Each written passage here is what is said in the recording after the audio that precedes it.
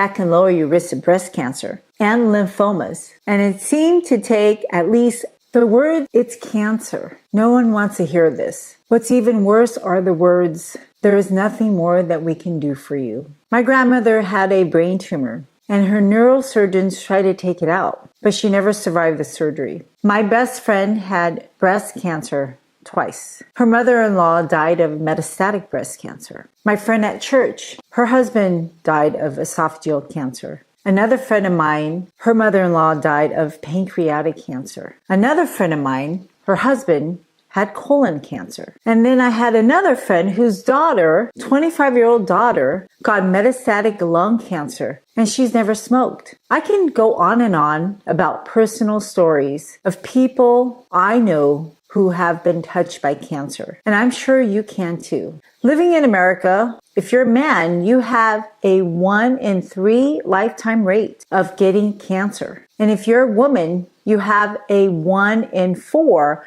lifetime rate of getting cancer. If you had those chances of winning the lotto, wouldn't you buy a lottery ticket? I would buy thousands. But this also means 2 out of 3 men and 3 out of 4 men won't get cancer. Cancer is not inevitable. Not everybody gets cancer. It's not a rite of passage. So what are those people doing right? Because if you do the right things, you can reduce your risk of developing cancer by 40%. Number 1 is to eat foods that are naturally green. Don't eat green food coloring, but foods that contain chlorophyll, which is the plant's mitochondria. And this is why you need to optimize your immunity to defend your body.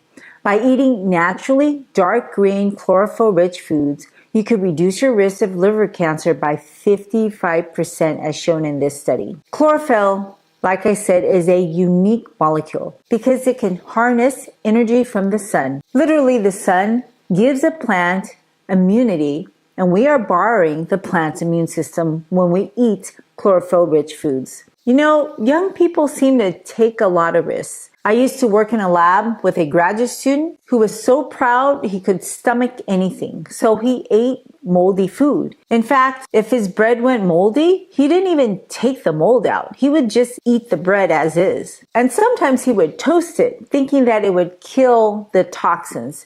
But he doesn't kill the aflatoxins. And you may feel all right in the short term, but in the long term, aflatoxins accumulate and they are potent carcinogens. They are known to cause liver cancers. Old grains and old nuts, they can easily grow mold that makes a mycotoxin called aflatoxin. Cereals, breads, pastries, granola bars, they are known to contain mold. And of course, the poison is in the dose. If you're trying to avoid aflatoxins and avoiding plants in general, just know that corn and the other grains fed to farm animals are known to have hundreds of times more aflatoxin contamination. So when you eat that animal, you're in fact exposed to the same toxins they were exposed to. And it's super concentrated in organ meats. But it's not just organ meats. These metabolites can also be found in the animal's milk, dairy. There's over 20 different types of aflatoxins, with aflatoxin B1 being the most prevalent and potent carcinogen. And that's the thing with cancer. What you do today can potentially affect you 10, 20, 30 years from now. It's like saving up for retirement. The money you put in today, if you invested right, will grow due to compound interest. From now, when you retire, you will have exponential growth of your money. Unfortunately, the effects of toxins work opposite and they drain your health assets. So let's not end up several decades later poorer in our health in a doctor's office anxiously waiting for bad news. Now, I once bought shelled peanuts and noticed that the shell was black. That's mold. These molds, they grow in warm and humid environments and contaminate the crops grown there before and after harvesting and during storage. And this is why you don't want to store grains and nuts too long. This is also why I avoid buying grains and nuts from warm and humid countries whenever possible. Somebody commented that they stopped eating peanuts because I said it had germs. And to be clear, All food have germs. So this is why we have to clean our food. Your air has germs. In fact, there's germs in your house. Mold is everywhere, especially in moist environments. And as long as you have a competent immune system, low doses of these germs, they're usually fine. Your immune system will protect you from these tiny amounts of common germs. But massive collections of germs, like colonies of germs, that's different. And don't forget, between washing your food and putting heat and cooking it, you can kill a lot of germs. But unfortunately, germs make toxins.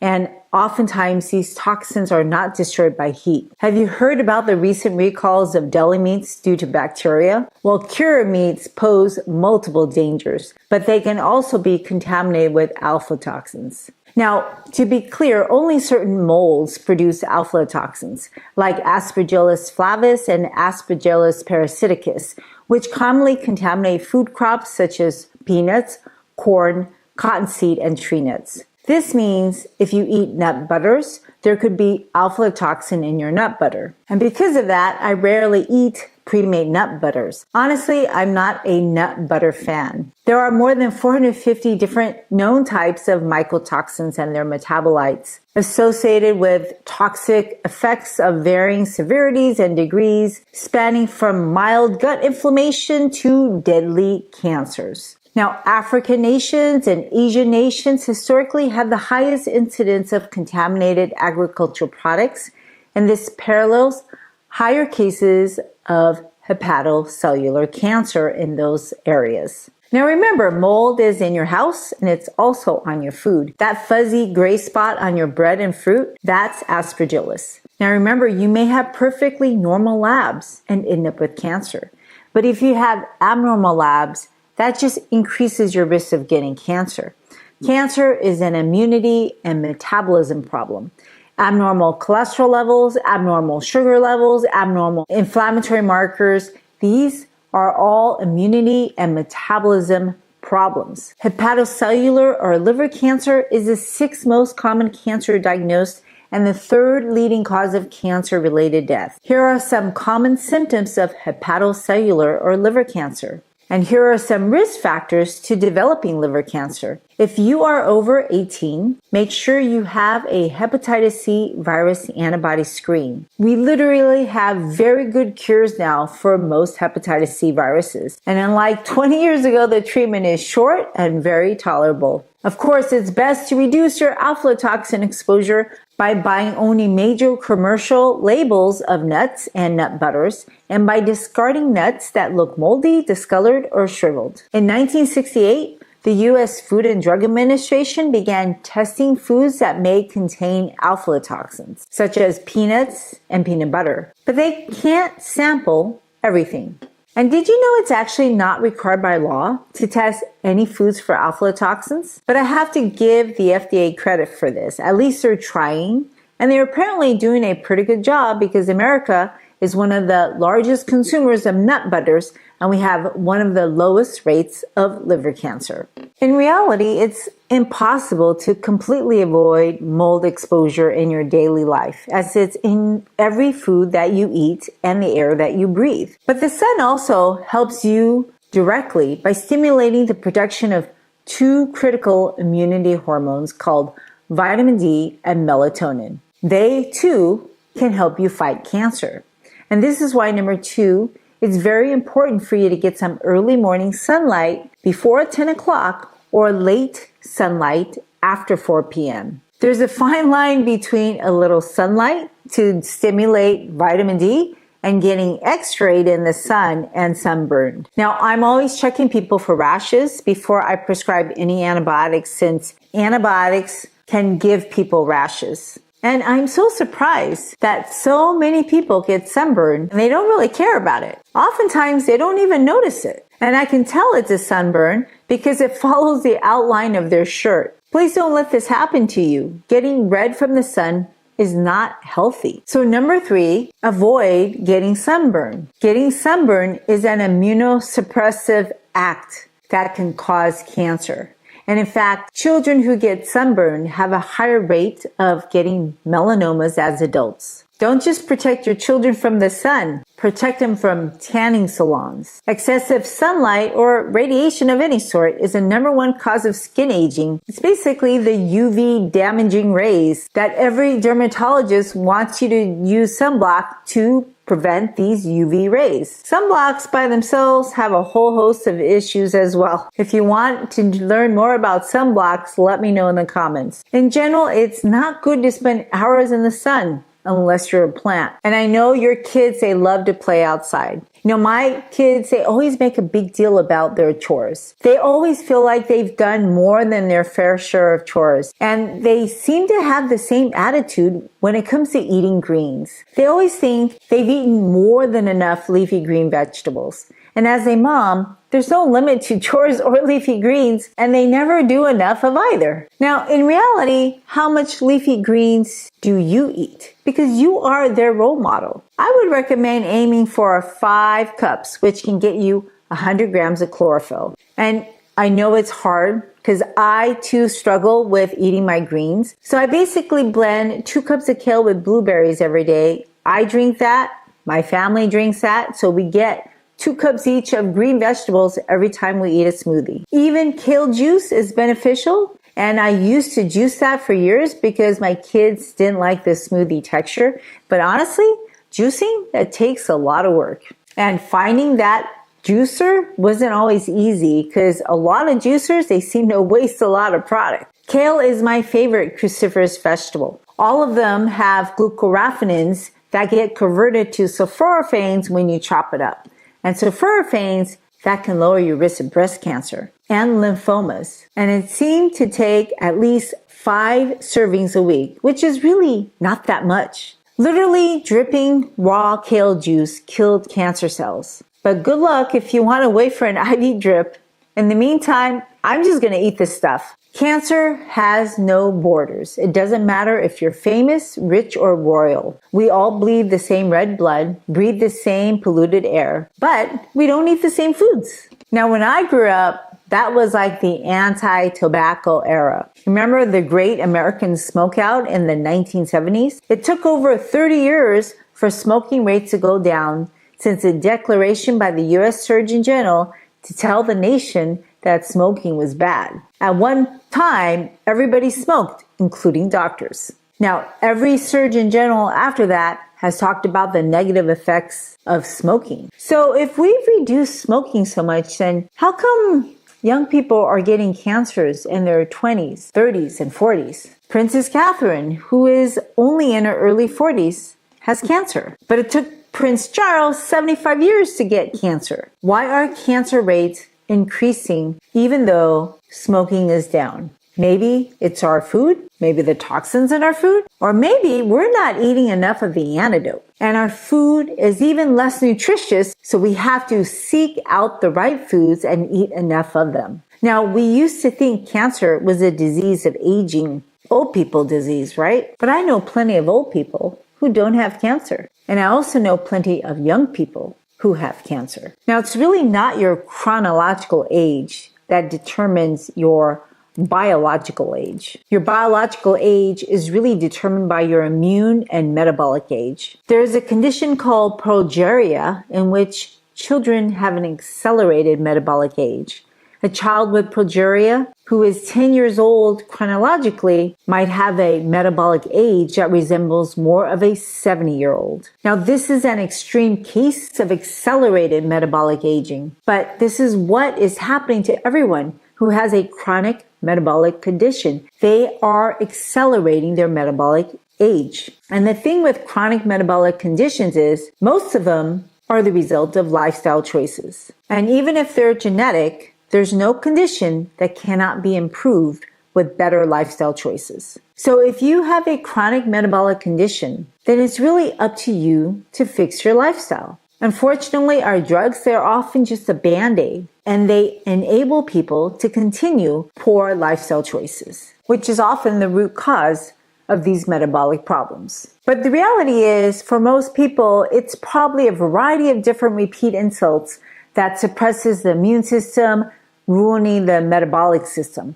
And no one argues that aflatoxin, tobacco smoke, heavy metal, and asbestos are all carcinogenic. Now, we've made strict regulations against asbestos, have some regulations against tobacco smoke, but we allow heavy metals to taint our chocolate and arsenic to be in our baby food? Come on, people. How is this logical? And the thing is, I fed my kids the same kind of food. And it's in all of our best interests to avoid foods high in heavy metals and arsenic, which is number 5. Now, do you like fermented foods? There is this health trend with fermented foods that's taken over the internet. It's like it's a new food group. But people have been eating fermented foods forever because they didn't have refrigerators in the old days. But you know what my dad told me when I was a kid? He told me not to eat fermented foods. He didn't think they were healthy. I used to eat 1,000-year-old eggs. I thought they were delicious. Well, those eggs were high in sodium. They're high in ammonia because that's what gives it its unique flavor.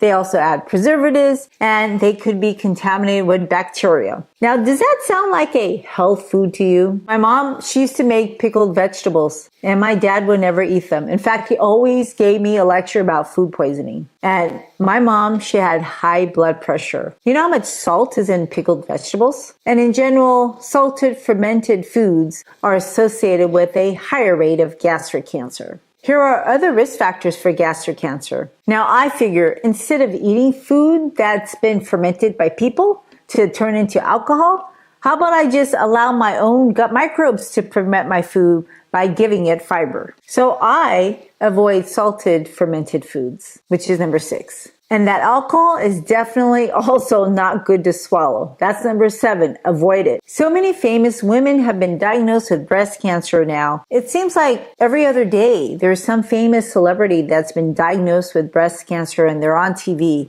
And I applaud them for having the courage to share their journey with us. And they advocate for early screening. But unfortunately, early screening hasn't made much of a difference in breast cancer rates. As a woman, my goal isn't to get screened for cancer. My goal is not to get cancer. And the best thing that survivors of breast cancer can do for their fellow women is to advocate an abstinence from alcohol. In fact, alcohol is not good for anybody. I use alcohol to kill germs. I actually use it as a bug spray. And it baffles me why people won't eat whole foods from the Dirty Dozen because it has pesticides, but they're willing to chug down a toxin with fancy meals. Alcohol is a fermentation byproduct of sugar. Literally, it's a waste product that's toxic to the germs and they've thrown it out. I guess it's true. One person's trash is another person's treasure. Alcohol doubles your risk of breast cancer.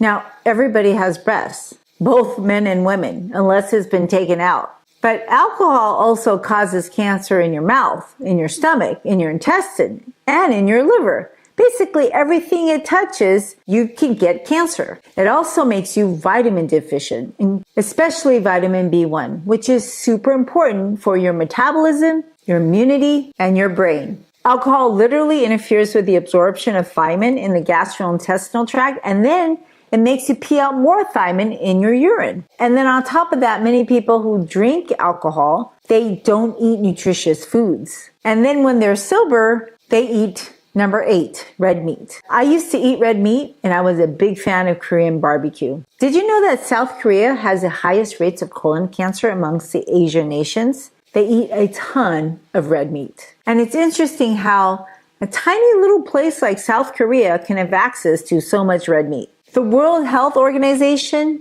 they have classified beef as a carcinogen due to its nitrates and heme iron concentration. Both of them are known carcinogens. Now, when heme is in the wrong place, it's literally very toxic. And that's how chloroquine kills malaria parasites. In case you didn't know, when a mosquito with malaria bites you, they spill malaria into your bloodstream. Then malaria goes and infects in your red blood cells. And usually it survives in the red blood cells, even though it's full of heme, because it's able to detoxify heme. But chloroquine prevents malaria from detoxifying heme, so there's a heme buildup, and then the malaria parasites die. And when you're ingesting these molecules, you are ingesting harmful toxins that hurt your mucosa. That's why I'm not so sure those veggie burgers made out of heme protein, it's going to pan out in the long run. In general, avoid processed meats and processed veggie patties,